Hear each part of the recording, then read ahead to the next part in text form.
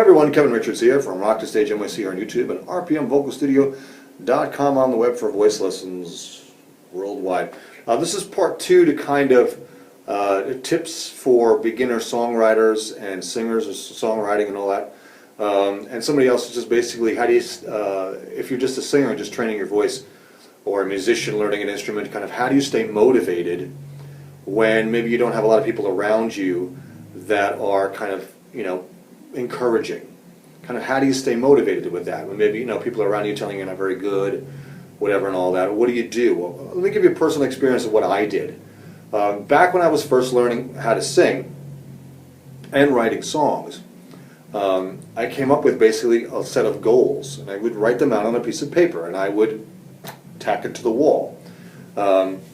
And across the top of that goal, of that sheet, I would write, "Never give up." And that was a little note to myself that no matter what, I was going to accomplish each one of those goals in the order I put them in. And I would have a goal for the end of that week, the end of the month, the end of 3 months, 6 months, 9 months, and a year. And my whole thing was I wanted to cross off those things on that list as I went down. And I was not going to let anybody deter me or stop me from achieving each of those goals, no matter what, because they were staring at me in the face on the wall. And I went through the whole period where I was training my voice, and I had an older sister, who had her room down the hall from mine, and I would hear her all the time going, "Shut up! Oh my God, that sounds terrible. Who wants to listen to that?" Because I was working on my voice and making a lot of the awful sounds that probably you are making right now. Stuff was not coming out of my mouth like magic gold. I was kind of working on it. And it sounded terrible. And eventually I kind of had to move myself into the basement of the house so I could work on it and not be disturbed by sister yelling at me down the street, yelling down the hallway. And I felt a bit more privacy when I was down in the basement, because it was kind of hard to hear me down there. When I was learning how to play the drums, my drums were in the basement and I could play, and it was kind of barely audible up in the house. So I didn't want to do anything musically. I just went down into a place where I felt comfortable and I didn't feel intimidated, that anyone was really going to hear me and know that I kind of sucked and I was kind of working on it. That helped me along, and I kept that thing tacked to the wall, and I would not give up until I got all of those goals. And when I got into bands and I started my own bands, I did the same thing with the bands. We came up with basically a list of goals. And each week we would look to see what we can do to cross off a goal on that list. So this is also really good advice for bands too.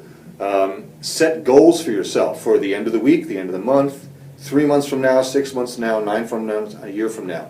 And don't let anybody deter you from getting those goals. Whether it's just, let's make sure we write 2 more songs by the end of the month. They don't have to be perfect, but let's have 2 more songs that we're kind of working on by the end of the month.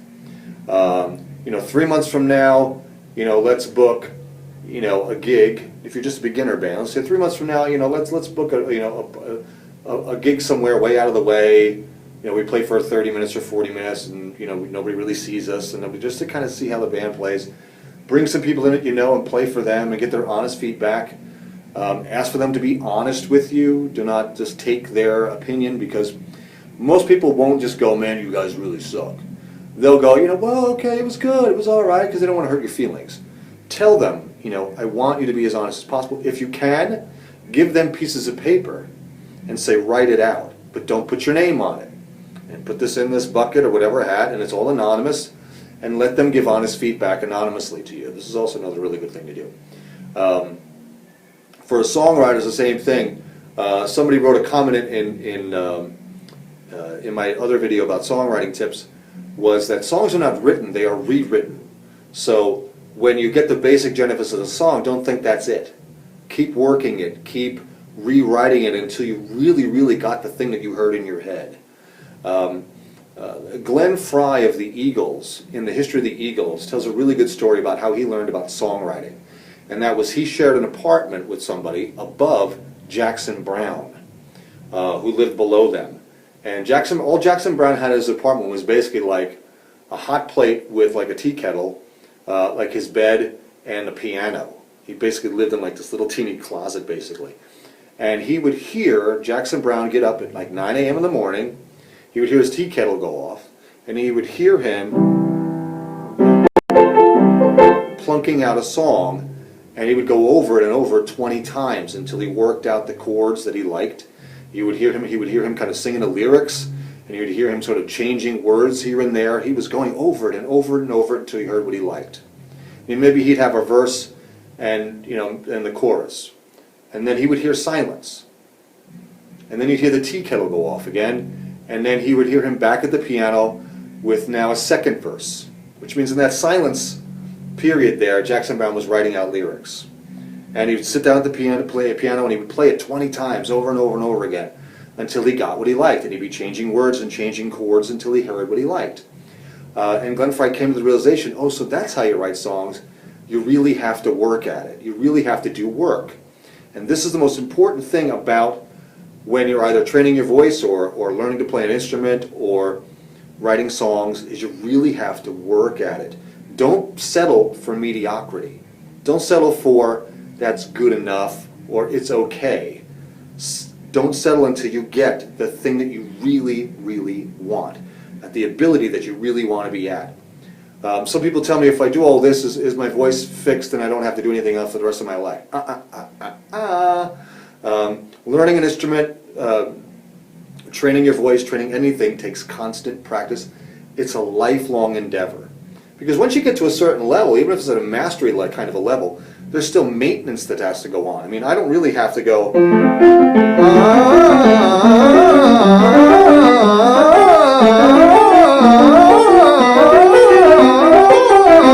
I don't really have to do that. My voice is worked out. It works fine there.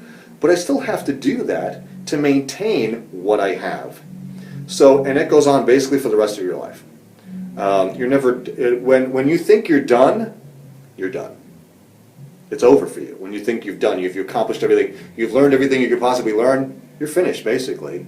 As a learner, as someone who wants to grow as an artist, you're always constantly trying to evolve and do better and be better and get better at the skills that you already have.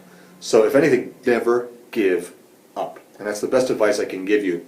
Set goals, write them out, look at them every single day and say, what can I do to get to that next goal? Again, you don't have to do them in order like I did. Maybe you can skip around if one goal kind of is a bit easier to get done right now than the other one. But try to cross them off your list. And don't let anybody stop you from crossing those off, because you will have people that will tell you, you suck, you can't do it, because they can't. So don't listen to them. Never give up. Never surrender. Till next time. Oh, don't forget to write questions below or comments. I'm more than happy to answer them. Please subscribe to the channel wherever that button happens to be for you. Share this video wherever you like. Check out the link below here. Also, there is a special link in there for you YouTube watchers. You get a special discount. You get my vocal courses at for $50. Normally that's $100. You get 50% off. You can get them both for $50. So check out that link in the description right here below.